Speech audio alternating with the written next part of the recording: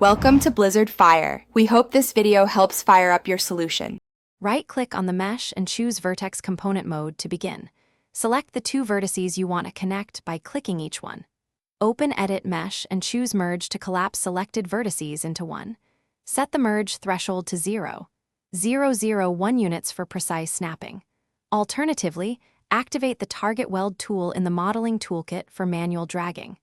Drag one vertex onto the other to join them instantly. Both Merge and Target Weld produce a single vertex where two existed. Open the Modeling Toolkit and click Target Weld to make it active. Click and drag a source vertex directly onto the target vertex to weld. Release the mouse button to complete the weld operation immediately.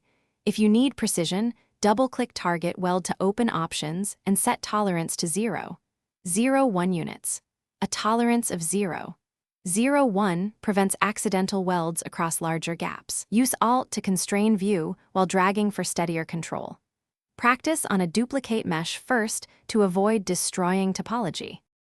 After welding vertices, run Edit Mesh and use Merge again to clean duplicates.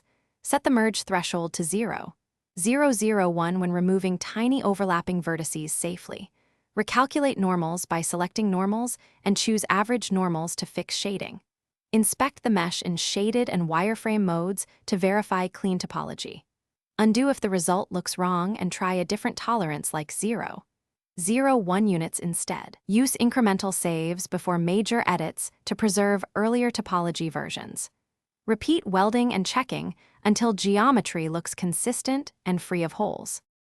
Thanks for watching. If you found this helpful, don't forget to like and subscribe.